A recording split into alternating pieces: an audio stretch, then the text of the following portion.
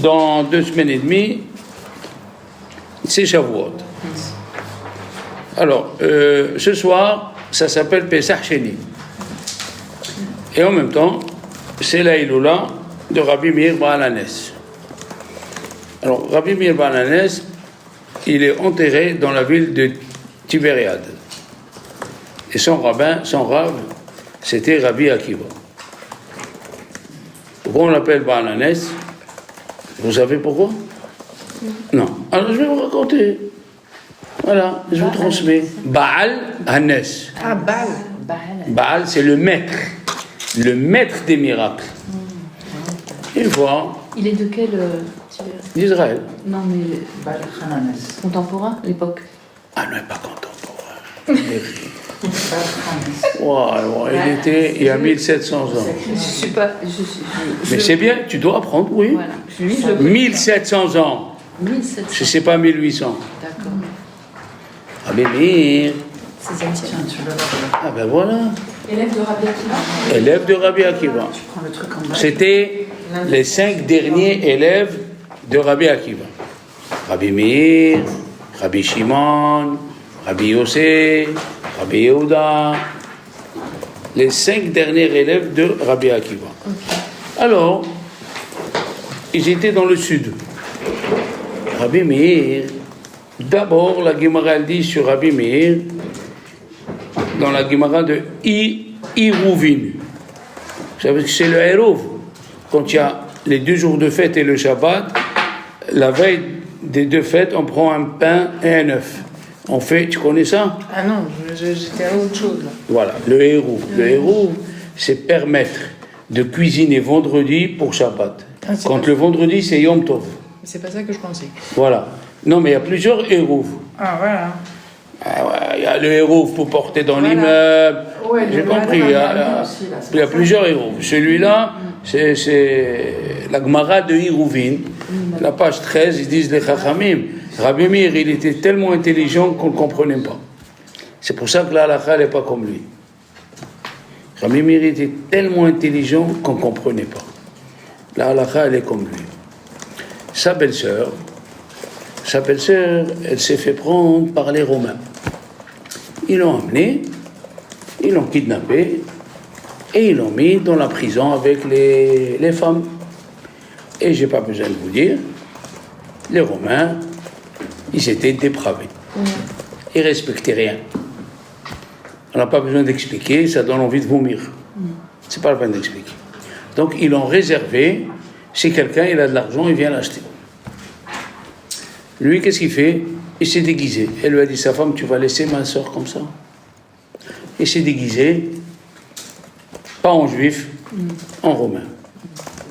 Il est arrivé à la prison, il y avait les femmes, et il y avait la belle-sœur. Il lui dit, je veux celle-là. Et celle-là, elle coûte cher, hein? Tiens, il lui sort 100 pièces d'or. Il rentre. Il est déguisé, elle ne reconnaît pas son beau-frère. Alors, ah ben voilà, Matzadeket, oh, comment ça va, Baruch Hashem. Ainsi, voici, vous me faites plaisir. Vous nous renforcez le cours. Alors, elle lui a dit, je ne peux pas, c'est ma période. Elle lui a dit, comment c'est ta période? D'où je sais que... Elle faisait chaque fois, elle prenait du raisin, tous les fruits rouges, elle se les mettait sur elle. Et alors, elle se découvrait, elle dit, regarde. Ah oui. Alors, il l'a fait 2-3 fois. Il a dit, ah, c'est une preuve qu'elle est restée pure. Je vais la sortir. Il est parti chez le gardien. Il lui a dit, je vais acheter celle-là. Il a dit, ah, je ne peux pas. Elle appartient à César. Il est à Césarium là-bas, Césarée. Il lui dit, voilà. Il lui sort une bourse pleine d'or et d'argent. Il lui dit, la bourse c'est très bien, mais si on veut me faire du mal, il y avait devant le Romain 2 pitbulls comme ça, grands, avec des dents comme ça. Il lui a dit, envoie-les sur moi. Mais ils vont te déchiqueter. Envoie-les sur moi. Il a dit 2 mots, Rabbi Meir, ils se sont mis assis comme des toutous. Je lui ai dit, qu'est-ce que tu as dit? Il a dit, si jamais quelqu'un veut t'attaquer, tu diras la phrase Elaha Demeir Aneni. Elaha Demeir Aneni. Tu connais ça, hein, Carole? Le Dieu de Rabbi Meir, aide-moi. Ah, mais pourquoi il y en a qui disent qu'il ne faut pas dire Elaha des rabbins? C'est ça. La différence, c'est qu'il faut s'adresser à Dieu directement. Alors, Et comme il s'appelle Meir, en même temps, le Dieu de Meir, qui est en même temps Dieu et Rabbi Meir, sauve-moi. Ah, tu as compris? On appelle ça chemin faisant. C'est quoi la phrase? Et là, des Elaha de Meir Aneni. Anani. Aneni. Et là. Et là. Le Dieu de Meir, réponds-moi. Elaha de Meir Aneni. Et il y a qui disent Elaha de Rabbi Meir, le mérite de Rabbi Meir. Voilà. Alors comment s'appelait mon grand-père? Meir. Et vous savez qu'il y a des Marocains ou des Tunisiens et des Algériens, même des Ashkénazes, quand ils ont une peur subite, ils disent Arbi Mir Balanis. Il y a qui disent Arbi Shimon Baruchai. Alors, Arbi Mir Balanis. Et à force de dire Arbi Mir Balanis, il est mort, là il est là de Rabbi Meir Balanis.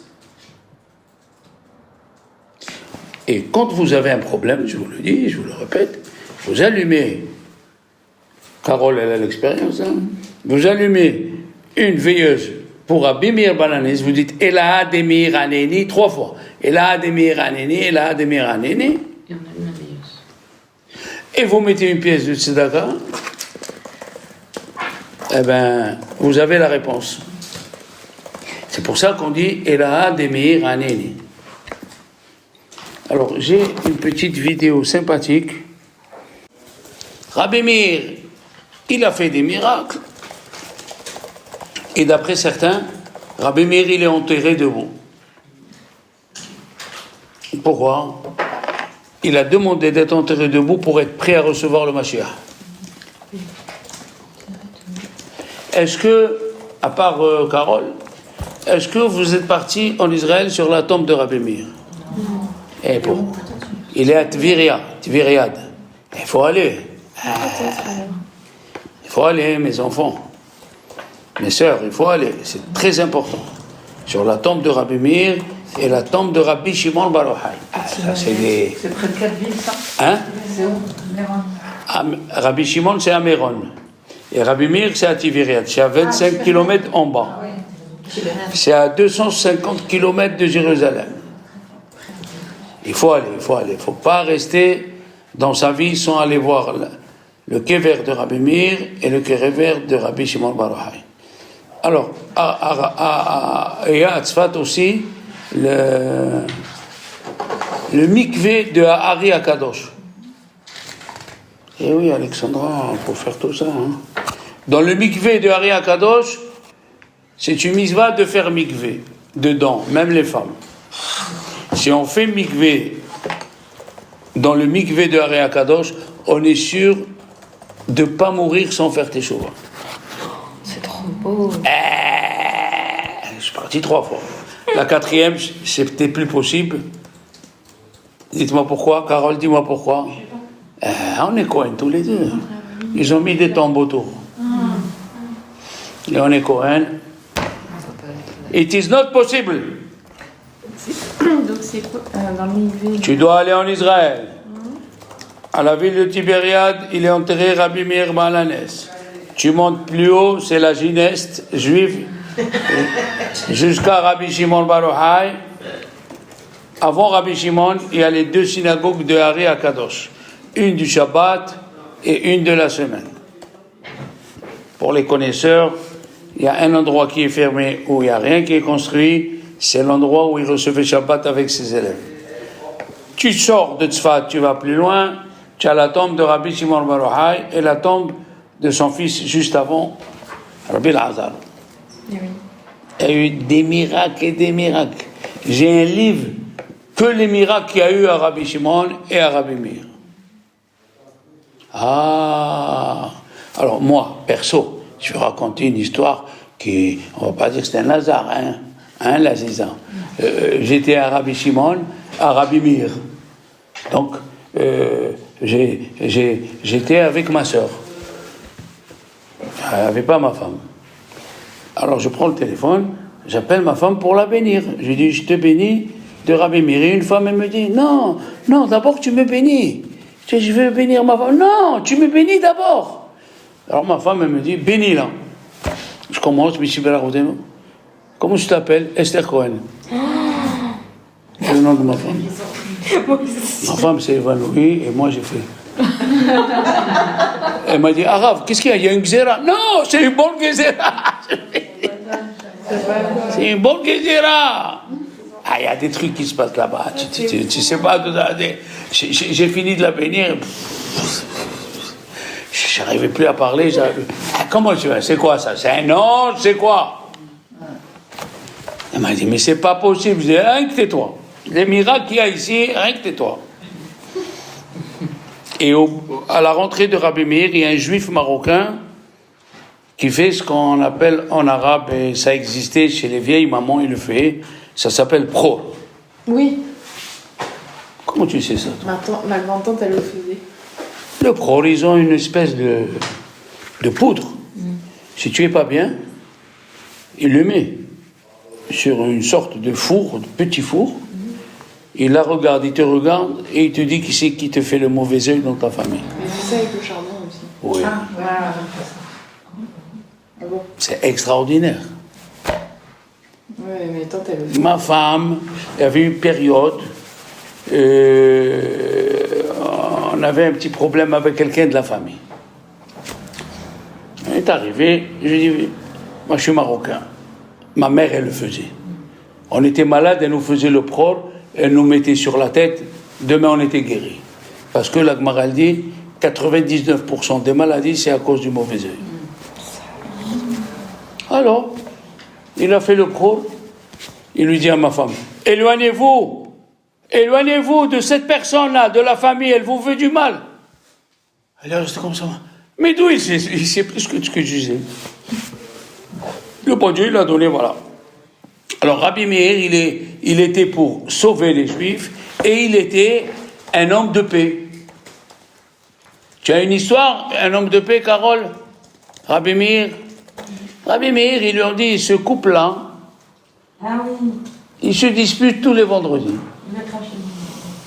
Il est parti, il a passé 3 vendredis avec eux, 3 Shabbats, et il écoute le mauvais ange qui dit, ça y est, on m'a renvoyé de cette maison. Il leur a dit, alors, ici, il va avoir le shalom. Et il y avait une, qui elle vient de dire, c'est, les rabbins faisaient à Alexandra le cours le vendredi soir. Parce que ça rentrait de bonne heure Shabbat. Tu n'es jamais allé en Israël? Non. Alexandra, tu es en train de me fatiguer, là. Mais il faut aller en Israël, Shabbat, on est en hiver, 4h, 4h15. Tu sens les malachim, ils sont là pour entrer à la maison. Et alors, Rabbi Meir faisait une dracha pour un peu avoir faim.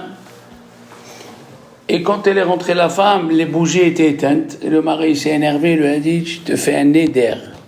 Tu rentres plus ici tant que tu ne vas pas cracher sur la figure du rabbin qui t'a retardé. Je ne savais pas que c'était Rabbi Meir. Alors, elle, c'est pour ça que c'est bien d'avoir des bonnes copines.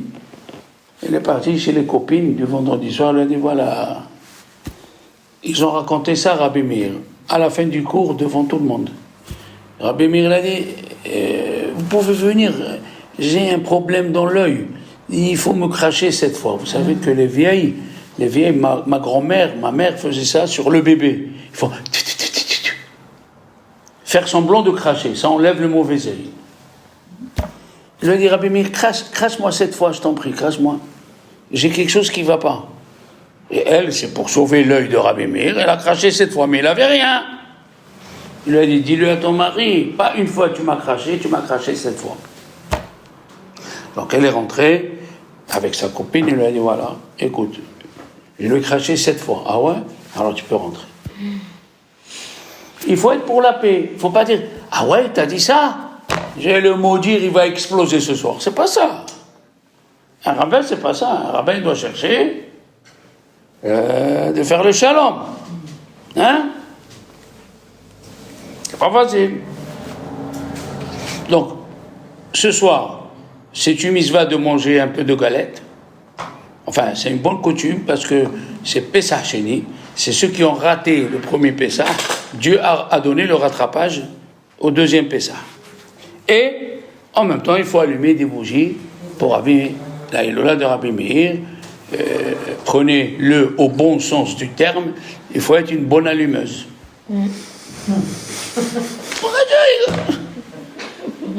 Allumer, il faut allumer, les veilleuses. Vous ne pouvez pas vous imaginer, quand vous avez un problème, vous allumez 40 jours, obligatoire, le problème il se règle. Ah oui, ma femme, elle reçoit des jeunes mariés, les veilleuses, il faut allumer, il faut allumer, il faut allumer. Et moi, Super K, il me connaît, bon. Il sait que s'il est en panne de veilleuse, oulala. Alors, j'achète avant, il faut allumer, c'est comme ça.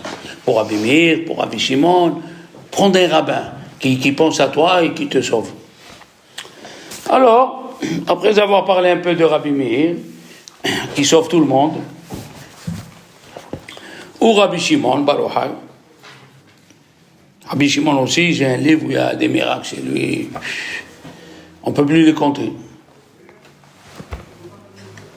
Rabbi Shimon, c'est jeudi. C'est jeudi soir. Rabbi Shimon, il a demandé qu'on fasse la fête le jour de sa mort. Aucun rabbin n'a demandé ça, que Rabbi Shimon. Et à Ari Akadosh, il dansait avec Hatzfat à la Iloula avec un vieux et le chamage de sa synagogue. Le chamage de sa synagogue, il était aussi puissant dans la Kabbalah. Et Rabbi Shimon, il a dit à Arizal, va dire à ce monsieur qu'il est en train de faire les supplications. Les supplications, c'est Tahanoun. Il fait les supplications le jour de ma joie, eh bien, il va être en supplication. Et il a perdu son fils, ce monsieur. Rabbi Shimon, il veut qu'on fasse la joie, qu'on allume, qu'on prie, qu'on met les enfants à côté, qu'on leur dit voilà, quand tu as des problèmes, tu rappelles le mérite de Rabbi Shimon, tu rappelles le mérite de Rabbi Meir. Ils te sauveront. Et toutes les Mishnayot que nous avons, le début de la Mishnah, c'est Rabbi Meir. Rabbi Meir était très puissant. Et il a vu une femme aussi puissante. Il a eu 2 enfants. Et un vendredi soir, ils sont morts les 2. Elle a fermé le rideau. Berouria, elle s'appelait Berouria. Elle faisait le cours à ses élèves. Alors, elle s'est assise à côté de Rabbi Meir. Il lui dit à son mari, dis-moi, si quelqu'un il t'a donné 2 objets à garder, et il vient te les demander, tu lui rends ou tu les gardes? Mais bien sûr, il faut le rendre. C'est à lui. Il a dit, viens mon mari. Elle a ouvert le rideau, elle a dit, voilà, Dieu nous a donné 2 enfants. Il est venu le reprendre. Il a dit, merci, il a dit, Baruch Dayan Haïmet. Rabbi Meir. Il faut être très fort, attention. Hein. C'est pas facile. Alors, nous allons parler des dinim de Yom Tov. Alors, il y a la fête de Shavuot, il y a Pesach, il y a Rosh Hashanah, il y a Sukkot. Alors, il y a écrit dans la Torah, le 7e jour de Pesach, Ach Asher Ye'achel Hu Levado Ya'aseh Lachem. Ce qui concerne seulement le manger, vous le ferez. Le jour de Yom Tov, la Torah nous dit clairement, ce qui concerne le manger, vous le ferez. Vous pouvez pétrir. Si tu as un mari et tu veux lui faire plaisir, il veut du pain frais le jour de Yom Tov, tu as le droit. Tu peux cuire, et bien sûr, Shabbat, c'est interdit complètement. Hein? Tu as un four, on va dire, écoute bien, parce qu'à l'époque, je parle, ils avaient un petit four dans la maison, un four en argile. Mais nous, on a un four électrique. Mais tu le programmes. Hein? Il y a des fours que tu programmes. Il y a des fours Siemens et Bosch. Et il y a une autre marque italienne où il y a le situation Shabbat. Oui, Shabbatique, ça s'appelle les fours Shabbatiques. Voilà. Et peut rester 3 jours allumé. Alors, tu programmes. Ton mari va à la prière. Il chante. Il chante. Il est très content. Le Hallel. Hein? On remercie Dieu. On reste 3 heures à la prière. Et toi, pour lui faire plaisir, il va prier pour toi. Il est bien habillé, un beau costard, une belle chemise. C'est pas obligé la cravate, hein, c'est un minagoy. Alors, belle chemise, pas de cravate, des chaussures, tout. Il vient tout content et tu lui dis, chérie, voilà, le pain chaud, il sort du four. Tu lui augmentes cette joie. Mon père, il aimait, il aimait le pastel fait le jour, Yom Tov. Le pastel? Ouais, le pastel au Maroc, c'était le hachis parmentier. Mettez la pomme de terre, la viande, et en haut la pomme de terre, avec le persil arabe. Ça lui faisait plaisir, ça lui rappelait sa maison. Et ma mère, elle le faisait. Et le problème, c'est qu'il était trop bon, on mangeait vite. Et mon père dit, laisse-moi un morceau. Comme ça, tu as le droit de cuire, tu as le droit. Mais les Chachamim ont interdit certains travaux qu'on fait, et quand on les fait, on fait beaucoup en même temps. Par exemple, moissonner. Tu ne vas pas moissonner 3 kilos de blé. Tu es dans la moisson, tu moissonnes beaucoup. Écraser le blé. Hein? Moissonner, trier le blé. Jardiner. Tu fais pas un peu. Jardiner aussi. Tu fais beaucoup. Non. Jardiner, ce que tu jardines, tu peux pas le manger. Moi, je parle, ce que tu fais, tu vas le manger. Voilà. Il y a... Hein? Alors on peut ça. Non, c'est Non, si je le fais, que je vais le manger. Tu peux pas.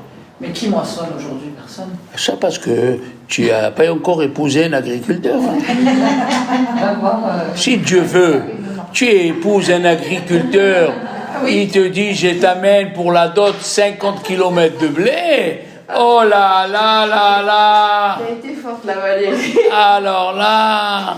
C'est vrai qu'il y a des fausses airs, hein? On était des juifs au temps de roi Salomon, et on était des agriculteurs. En Israël, il y a. Eh ben, chacun il avait du blé, du vin, on avait des vergers. Tu comprends? Alors, tu lui dis à ton mari, j'ai oublié de couper le blé. C'est pas un problème, il prend la faucée, il va à Drab. Il coupe, c'est assourd. Chachamim ont interdit, c'est écrit dans le Shulchan Aruch, dans le Siman 595. Toute chose qu'on a l'habitude de faire pour plusieurs jours, c'est assourd. D'accord? Alors. Et trier, je comprends pas. Voilà, trier, tu as le droit, on va parler de Borer, c'est ça. On va parler, bonne réflexion. Hein? Son cerveau, il marche plus vite que les autres, c'est pas de notre faute, hein? Alors, on va parler de trier. Maintenant, parlons rien que du début. Maintenant, est-ce que je peux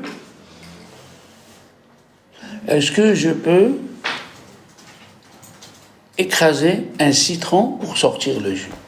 Sûrement sur une surface absorbante. Ça, c'est faux. Ah. Et c'est juste. Et comment c'est possible? C'est faux ou c'est juste? Alors, on peut écraser si c'est... Sonner tout de suite? On peut presser, ce que tu dis toi, c'est les Ashkénazes.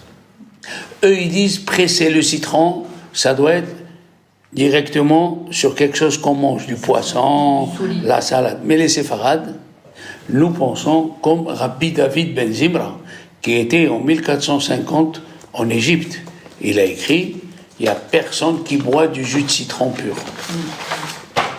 Ah, mais personne, arrête. Il me dit, moi j'arrive, il dit, tu es seul sur 8 milliards, que tu veux qu'on te fasse? Tu es seul sur 8 milliards. Parce qu'on le mélange. Mais en général, on peut, même Shabbat, presser un citron pour sortir le jus. Tu as le droit. Alors, si j'ai le droit à Shabbat, comme ça il dit Rabbi Ovadia Yosef, j'ai droit Yom Tov. On est d'accord? Voilà, faut suivre. Mais pas une orange. Pourquoi? Eh ben, c'est ce que... Voilà. On va arriver. On peut la boire. Et alors, qu'est-ce qu'il y a? Eh ben, c'est pour tout ce qui est pour le manger, c'est permis. Tout ce qu'on peut manger. Mais ça fait partie, oui. On dit que c'est de la nourriture. Ça fait partie, mais bon, on va arriver. Les deux, vous avez tort, on en arrive. C'est bien, hein? Alors, il y a quelque chose qui ne perd pas le goût si tu le fais la veille de Yom Tov. Tu fais une pizza, tu la réchauffes le lendemain, ben, elle est aussi bonne. Hein? Tu fais la matboucha, la salade cuite marocaine, Encore meilleur. merci. Tu l'as fait la veille, tu la mets au frigidaire, et je pense qu'il y a des femmes qui savent faire de la pâtisserie, il y a des pâtes qu'on prépare la veille et qu'on les laisse reposer au frigidaire. Oui ou non? Oui. Alors voilà, ça c'est la compote de pommes. Que tu la fasses la veille, tu la laisses reposer au frigidaire et après tu manges. Le problème, ça s'appelle Davar she'eno mefig ta'am. Essayez d'apprendre. Quelque chose qui ne perd pas le goût. Eno, c'est la négation. Eno, mefig, ta'am. Il ne perd pas le goût. Quelque chose qui ne perd pas le goût, c'est une très grande discussion. Si je ne l'ai pas fait la veille de Yom Tov, est-ce que je peux le faire Yom Tov? Un gâteau, un cake, vous savez faire les cakes. Le cake, tu le fais la veille et tu le laisses reposer le lendemain, comme tu as dit, il est aussi bon.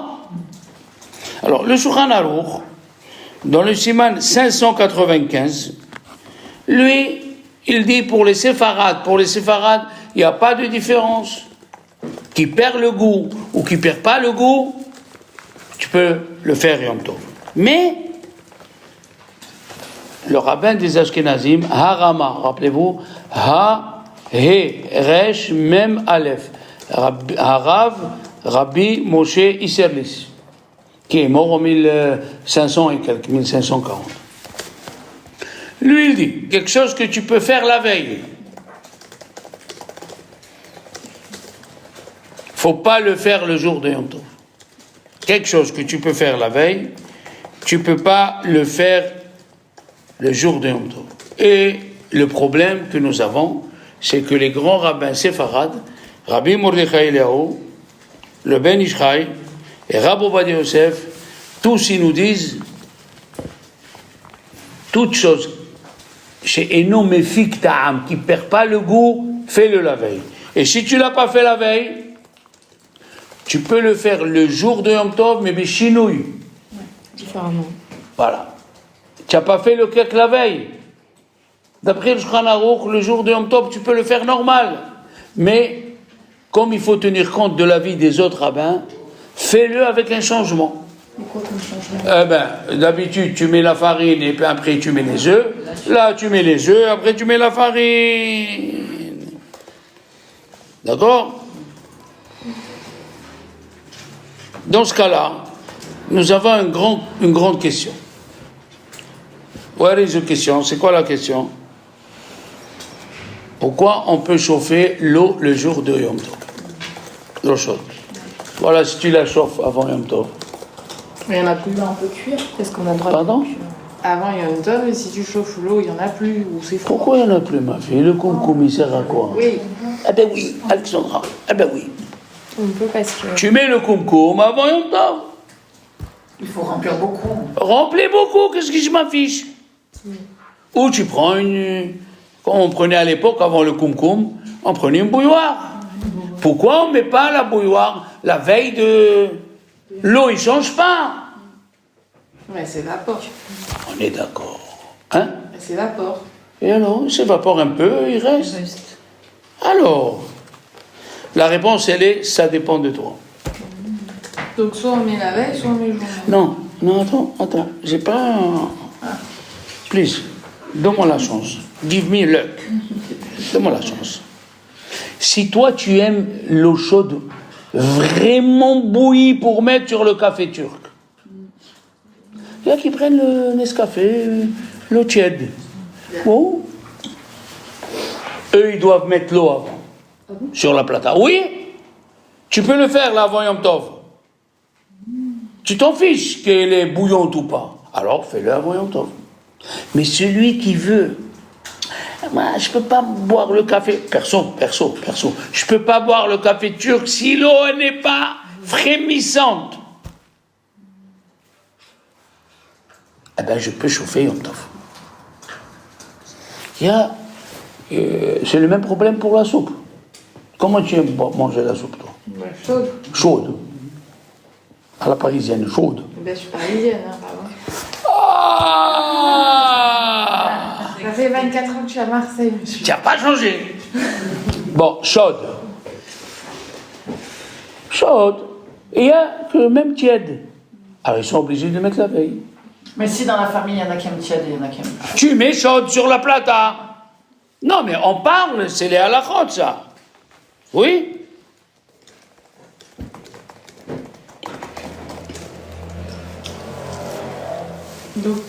Donc, l'eau chaude, ça dépend de toi. Alors, on va parler de ce qu'elle a relevé, Sarah, Borer, Yom Tov. Borer veut dire crier. Alors, nous savons que Shabbat, Borer, il faut prendre le bon du mauvais avec la main. Retenez, attention, c'est grave. Si vous faites le contraire de ça, c'est Chayav Mitan. Ça fait partie des 39 travaux et c'est très, très, très grave. Donc, je répète. Le jour de Shabbat, Ochel, le manger avec la main et de suite. Eh bien, dans le Siman 510 du Shulchan Aruch, il dit Yom Tov, ça dépend. Yom Tov, on cherche à que tu te déranges pas beaucoup. Ce qui veut dire, si tu as une salade ou des endives, d'accord, où il y a plus de mauvais que de bons.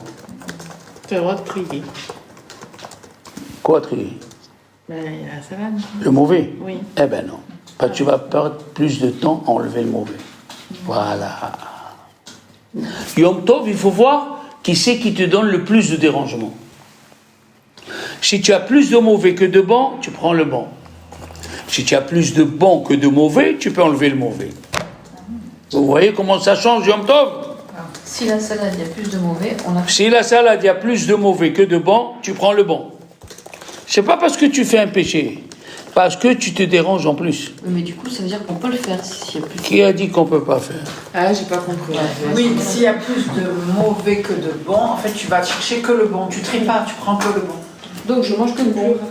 Tu l'enlèves, après tu mets ta sauce, tu fais ce que tu veux. Parce qu'à Yom Tov, on voit qui c'est qui te donne le plus de dérangement. Donc s'il y a plus de mauvais que de bons, C'est moins fatigant. tu prends le bon, c'est moins fatigant. Et s'il y a plus de bons que de mauvais, c'est le contraire. Tu tries le mauvais, Et là, c'est fait. voilà. Il faut diminuer. L'effort. Tu as dit le mot, Valérie. Diminuer l'effort, Yom Tov. D'accord? Pourquoi Chachamim, ils ont fait ça? Alors que c'est permis. Qui c'est qui peut me donner une raison, s'il vous plaît? C'est permis de moissonner, c'est permis de trier, c'est permis de vanner pour après manger. Les Chachamim, ils ont interdit. Pourquoi? Ça ressemble pas à la semaine. Pardon? Pour que ça ressemble pas à la semaine. C'est pas ça. La Torah, elle a permis. La réponse. Chachamim, il nous dit pourquoi Dieu nous a donné Yom Tov. Pourquoi il nous a donné les fêtes? Pour se rappeler les miracles qu'il y a eu dans ces fêtes. Et si tu passes la journée en short sur le terrain, hein, le torse découvert, et tu commences à moissonner toute la journée, où il est le but de Yom Tov? Alors que c'est permis, tu as entendu, c'est permis. C'est permis de moissonner, c'est permis de vendanger, de prendre les raisins, c'est permis. Mais pense à ce que Dieu il a voulu. Pourquoi Dieu il a voulu nous donner Yom Tov? Pourquoi il a voulu nous donner Pessah? Pour qu'on se rappelle de la sortie d'Égypte. Alors oui, le manger fait partie de la fête. Je répète, le manger fait partie de la fête. Mais le manger, c'est pas la fête. Le manger, c'est pas la fête. Je suis pas là, chas v'shalom, pour accuser les Juifs qui prennent l'avion pour aller acheter le gras double. Les Marocains, les Tunisiens, il leur faut le gras double. Ils prennent l'avion, ils viennent, ils passent des heures à le nettoyer. Je suis pas là pour les accuser, chas v'shalom. Ils font kavod à la fête. Mais les Chachamim nous ont un peu relevé. Le but de la fête, c'est pas que tu passes 3h30 dans la cuisine le matin, Alexandra, c'est pas ça. Je vous ai fait les sphériès, je vous ai fait ça et ça. Très bien. Alors l'après-midi, on fait quoi? Une contrée. C'est ça? Parce que tu t'ennuies, tu profanes le Yom Tov et le Shabbat. Eh ben non. Chachamim, il faut que tu cherches des endroits où il y a des cours. Il faut que tu aies un programme le Shabbat après-midi. Ma sieste, et ok, non problème. Tu te lèves, tu as la partie de Tehillim de Shabbat à lire. Tu as le Pirkei Avot en français. Ça, tu dois aller écouter un cours. Les dynimes de Shabbat sont innombrables. Ça, c'est un bon Shabbat. Mais si tu ne fais pas ça, tu fais ton Shabbat, tu ne fais pas le Shabbat de Dieu. Tu fais ton Yom Tov. On a 39 travaux interdits, oui ou non? Maintenant, si moi j'ai une villa, dans mon garage, j'ai 50 caisses de fruits. Je veux les sortir et les mettre dans un autre garage dans ma propriété. Est-ce que j'ai transgressé un des 39 travaux? Oui. Non. Je suis dans ma maison. Pourquoi tu dis oui? Mais elle est portée. On est chez soi. Je suis dans ma propriété. Mais j'ai transgressé une chose, c'est ce que tu voulais dire peut-être. J'ai pas reposé mon corps, Shabbat. Bah oui, le but c'est de se reposer. Et ça fait pas partie des 39 travaux. Le but, à Rambam il a dit une chose très forte. Le but du Shabbat et du Yom Tov, c'est de stopper les mains et de faire travailler le cerveau. Ah, voilà. D'accord? Il faut que le Shabbat et Yom Tov, ta tête elle marche. Et pas tu t'assois et tu nous prends un roman de je sais pas quel, de Zola ou de je sais pas qui. C'est pas ça le Shabbat. Maintenant, si j'ai le mauvais et le bon, les deux ils sont ex aequo. Ah, là on prend le bon. Tu as écrit un livre dans les halachot. Ah ben c'est comme ça qu'il nous disait le Rav. Tu fais ce que tu veux, et dit la halakha. Si j'ai le mauvais et le bon égaux, tu fais ce que tu veux. Bon. D'accord? Maintenant, des fois, on ne sait pas dans la salade. Hein. C'est-à-dire qu'au début, on dit ah, ça va, et à la fin, il y a plus de monde. Il n'y a pas de problème. Si tu as 10 personnes, elle dit le Shulchan Aruch, tu peux faire ta salade pour les 10, alors que toi, tu vas manger que 2 tranches de tomates. Tu as le droit. D'accord. C'est tes invités, ils sont comme toi. Mais si on peut, de toute façon, on la trie avant. Ah oui. Moi, souvent, je les traite, déjà laver, trier. Je vais vous poser une question. Qu'est-ce que vous me provoquez? Moi, j'ai rien à dire. Une fois, j'ai rien. Je vais poser une question. Il y a des choses qui perdent le goût si on les fait la veille. Oui. La tomate, si tu la coupes la veille, Ça a plus de goût. Ça a rendu de l'eau. voilà. Il n'y a pas de goût. Le concombre, tu le coupes la veille, l'eau. Pareil. Il paraît qu'il y a des Tupperware Oui, ouais. Hein? Tupperware. Ah, ouais. Je dirais mieux. Je suis pas parisien. Hein? Tupperware. Il y a des Tupperware que tu coupes les légumes, tu les mets dans la boîte, elle est fermée hermétiquement, tu le mets au frigidaire, Impeccable. 3 jours, il ne bouge pas. Par exemple, les fenouilles avec le citron, c'est même meilleur Il quand faut tu pas fais ça. assaisonner. Quand tu mets au feu, Oui. il faut pas assaisonner sinon ça perd tout. C'est Mais ça. le citron, au contraire, ça. Avec le froid. Moi, le fenouil, Alors, question, je le fais avant. aussi fenouil, citron, question, il faut les faire avant Yom Tov, puisque c'est des choses qui, dans la boîte, elle ne va pas perdre le goût, ou bien ça reste dans le domaine, comme ça perd du goût, celui qui n'a pas la boîte, ça perd du goût, on peut les faire Yom Tov. Qu'est-ce que vous dites? Si on a les Tupperware, on fait avant. Mais si on a pas, on fait le jour. Voilà. Celui ou celle qui va travailler et qui met son manger, sa salade dans le Tupperware, et ça reste 2-3 jours et ça ne le gêne pas, il doit faire ça à Yom Tov, avant Yom Tov. Celui qui te dit, ah non, non, non, non, moi il faut que je vois la tomate là, le craquant de la tomate, Alexandra, le craquant du concombre là. Par exemple, moi, ça me gêne pas. J'ai pas un palais, mais par exemple, mon frère, il a le palais. Ou ton mari. Ou mon mari. S'il a, Les et invités, voilà, et on fait pour les tu dois faire pour les autres. C'est ça. Mais c'est intéressant de savoir que pour celui que ça gêne pas, il doit les faire avant Yom Tov. En fait, on choisit, puisque comme on est toujours plusieurs, il y a toujours ceux qui mangent froid, ceux qui mangent chaud, ceux qui... Il n'y a aucun problème. Mais il y a des choses que même s'il y a des gens, on ne peut pas le faire. Si tu n'as pas assez de farine et tu as un terrain de blé à côté, tu ne peux pas aller. Je sais pas le terme. Eh ben voilà. On t'a dit.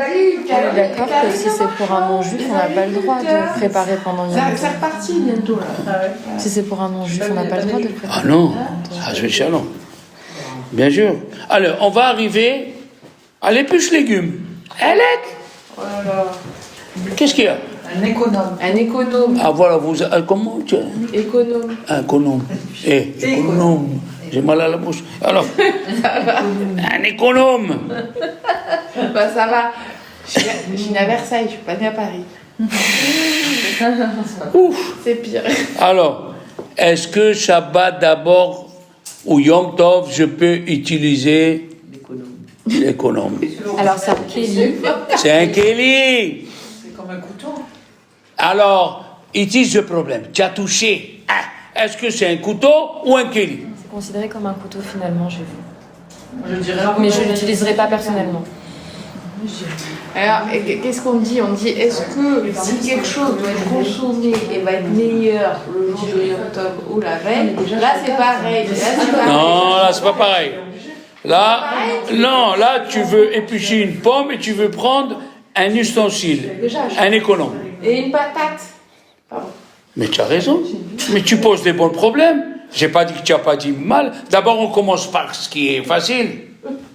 Mais ça, c'est Alors, c'est du travail. En fait. il y a une règle. Escúchame. Écoutez-moi bien. Il y a une règle. Tout légume ou fruit qui se mange cru, on peut prendre l'économe. Il m'a rien ajouté l'économe. Au contraire, il m'a fait la difficulté. Parce que l'économie, c'est plus facile de nettoyer avec un économe qu'avec un couteau. Et c'est pas à source de facilité Shabbat et Yom Tov. Mais pourtant, il faut T'as compris, Carole? Toute chose qu'on peut comme manger crue, la pomme, on peut la manger crue. Tu peux l'éplucher avec l'économe. Les concombres, les cornichons, la carotte, tout ce qui se mange cru, l'économe il est valable. Alors la patate, on peut pas. Même Shabbat, La patate, on peut pas. la patate cuite.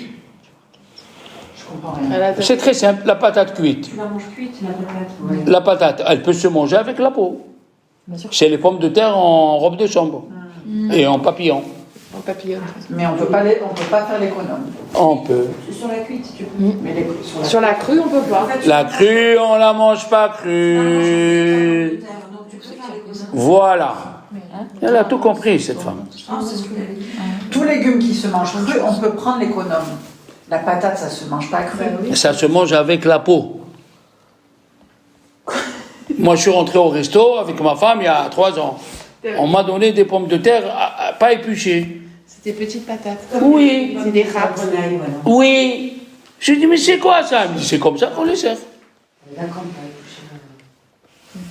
Donc on peut utiliser les Donc, s'ils sont cuits et ils sont mangeables avec la peau, donc comme elle a dit Valérie, l'épluche, il te facilite. Faciliter, c'est permis. Une patate, quand elle est cuite, on n'a plus besoin d'économe. Si, pour éplucher. Ah bon? Mais toi, tu penses, quand tu as cuit la pomme de terre et tu l'as épluchée avant. Oui. Non, moi je parle, tu l'as cuit avec la peau. Quand je l'ai cuit avec la peau, j'ai plus besoin d'économe. On fait pas ça quand Mais moi, je veux prendre de l'économe pour lui faire la peau. Tu enlèves la peau sur le métal. Voilà, Mais par contre, tu peux pas faire de frites. voilà. J'essaierai alors. L'économe sur la pomme de terre. Oui. Tu verras.